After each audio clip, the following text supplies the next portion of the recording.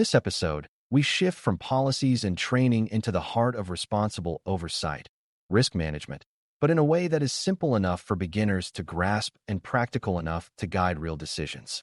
When people first hear risk management, they often picture complex math, giant spreadsheets, or formal frameworks that only specialists understand. The core idea is much simpler than that, especially at the beginning.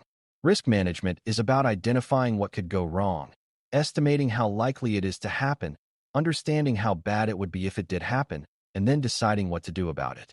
For AI, this approach matters because AI systems can produce harm in ways that are not always obvious, and because the same system can be low risk in one context and high risk in another. The purpose today is to learn a harm-centered way of thinking that keeps you focused on real outcomes, not just technical details. You will hear the words harm, likelihood, and impact again and again, because those three ideas are the backbone of risk management that actually works. Before we continue, a quick note. This audio course is a companion to our course companion books.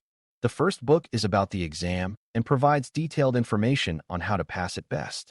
The second book is a Kindle-only ebook that contains 1,000 flashcards that can be used on your mobile device or Kindle.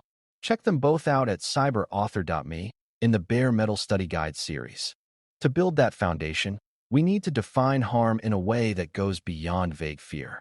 Harm is a negative outcome that affects people, organizations, or society, and it can be direct or indirect. Direct harm might be a system that gives dangerous advice, incorrectly denies someone access to a service, or exposes personal data. Indirect harm might be a system that gradually erodes trust, amplifies unfair patterns, or encourages risky decisions because people overtrust its outputs. Beginners sometimes think harm must be dramatic to matter, but harm can be small and still serious when it happens repeatedly or at scale. For example, a small error rate in a high-volume process can produce thousands of harmful outcomes over time.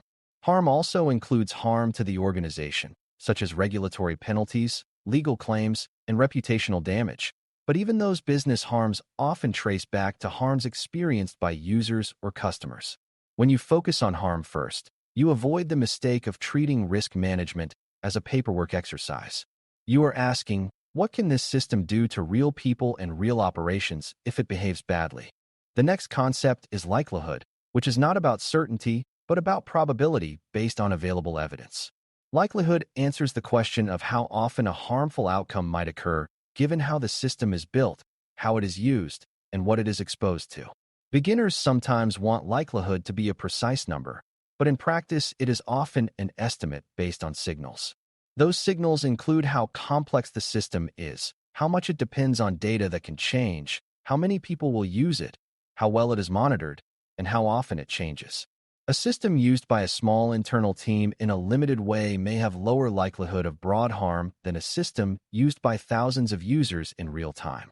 A system with strong monitoring and clear constraints may have lower likelihood of undetected harm than a system that operates invisibly without feedback loops. Likelihood also depends on exposure to misuse, such as whether outsiders can influence inputs or whether insiders can use the system in unapproved ways. The key is to make likelihood a thoughtful judgment based on context, not a guess or a gut feeling.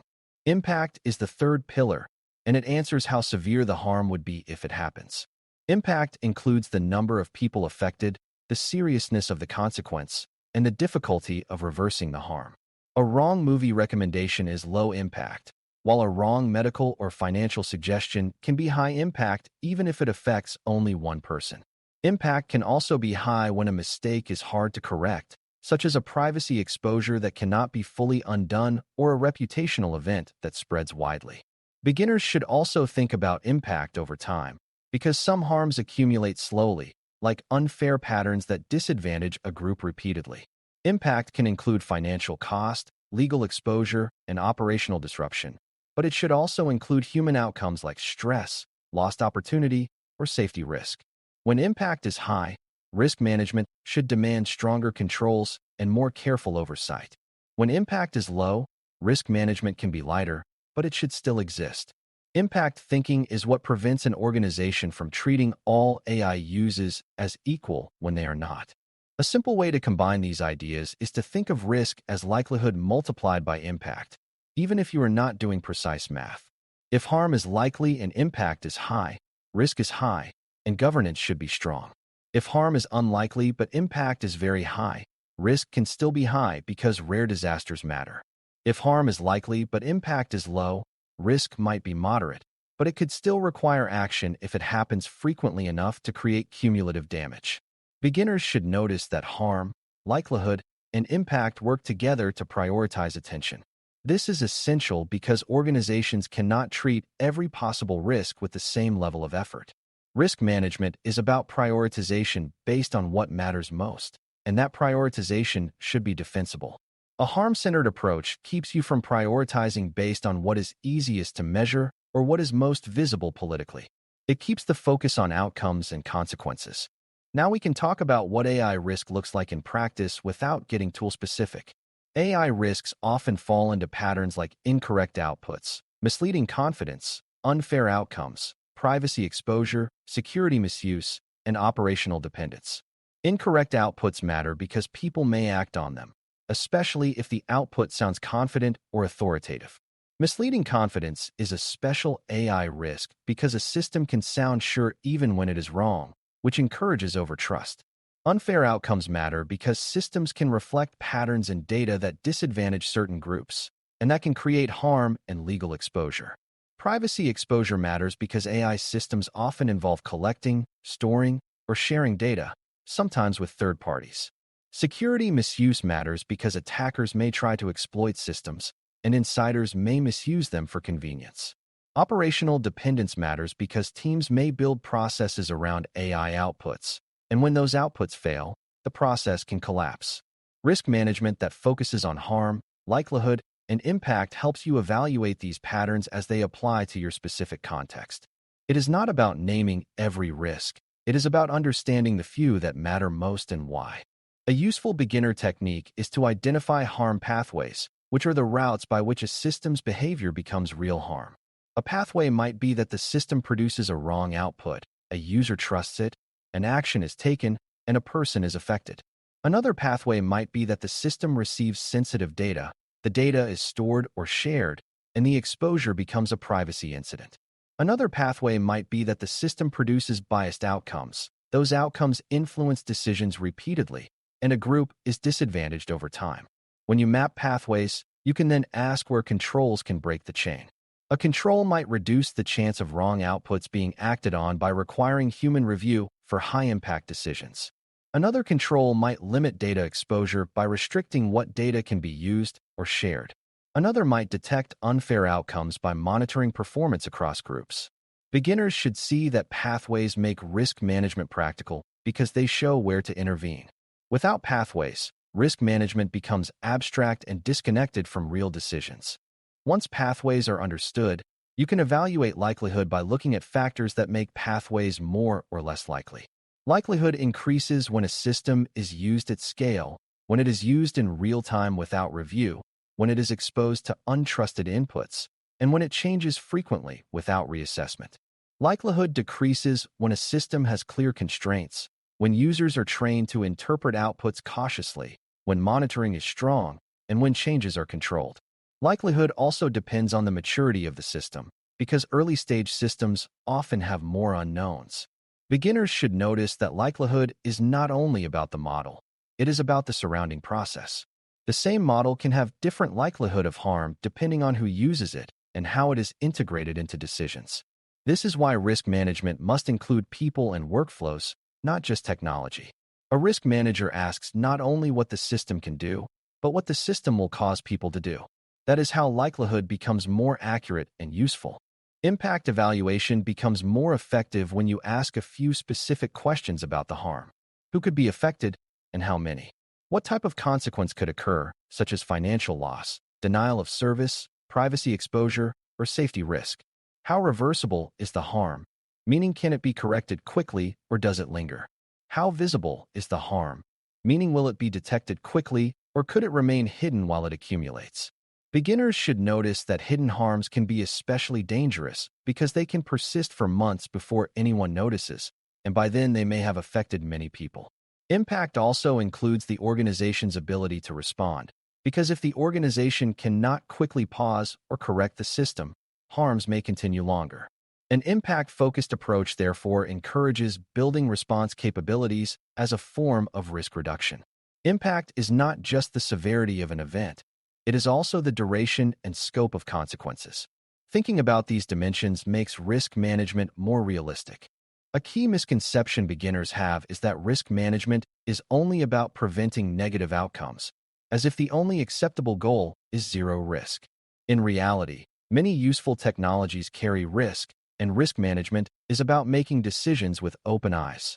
That means deciding what level of residual risk is acceptable after controls are applied and documenting why. A harm-centered approach helps because it forces you to name the harms you are accepting and why the trade-off is considered reasonable. For example, you might accept a small likelihood of minor errors in a low-impact internal process, while refusing any significant risk in high-impact decisions about individuals. The point is not to eliminate all uncertainty, which is impossible, but to reduce risk in proportion to harm and impact. Beginners should also understand that risk management is iterative, meaning it should be revisited as evidence accumulates. If monitoring shows rising error rates or new misuse patterns, likelihood has changed and risk decisions should be updated. This is how risk management stays alive and relevant. Another important part of building risk management is aligning it with decision-making, because risk management that does not influence decisions is just analysis. A risk approach should help determine whether a system can be deployed, under what conditions, and with what ongoing oversight. It should also guide priorities for mitigation, such as which controls must be implemented first. Beginners can think of this like studying for an exam by focusing on high-weight topics rather than spending equal time on everything. Harm, likelihood, and impact tell you what deserves attention. This also helps with communicating risk to non-technical leaders, because leaders can understand harm and impact even if they do not understand model architecture. When you describe risk as potential harm, how likely it is, and how severe it could be, you are speaking in a language leaders can use for decisions. That translation is a core governance skill. It also helps keep governance from becoming a technical debate that ignores real outcomes. As you build a risk management approach, you should also recognize that some risks are about compliance and legal exposure, while others are about trust and ethics, and these often overlap. For example, privacy exposure is both a legal risk and a trust risk. Unfair outcomes can be both a legal risk and an ethical harm. Misleading outputs can be a consumer protection issue and a reputational risk. A harm-centered approach prevents you from separating these into unrelated categories. It pushes you to see the full picture: who could be harmed, how, and with what consequences. Beginners should notice that the same harm can have multiple dimensions, such as harming individuals while also harming the organization's credibility. Risk management should capture those dimensions so decisions are informed. It also helps identify where different stakeholders must be involved, such as legal, privacy, security, and business leaders. Risk is shared, but ownership must be clear, and risk decisions should reflect multiple perspectives. The central takeaway is that building AI risk management around harm, likelihood, and impact keeps the process grounded, prioritized, and defensible. Harm keeps you focused on real outcomes instead of abstract compliance slogans. Likelihood forces you to consider context, exposure, and how people actually use the system. Impact forces you to take severity, scale, and reversibility seriously, especially when systems affect individuals or critical decisions. Together, these concepts allow you to compare risks, choose appropriate controls, and decide what is acceptable and what is not. They also support clear communication, because you can explain risks in terms that leaders and non-technical stakeholders can understand. If you build this habit now, you will be able to evaluate AI systems not just by how impressive they are, but by how safely and responsibly they can operate in the real world over time. Thanks for listening. For more audio courses, daily newsletters, and more, please visit DailyCyber.News.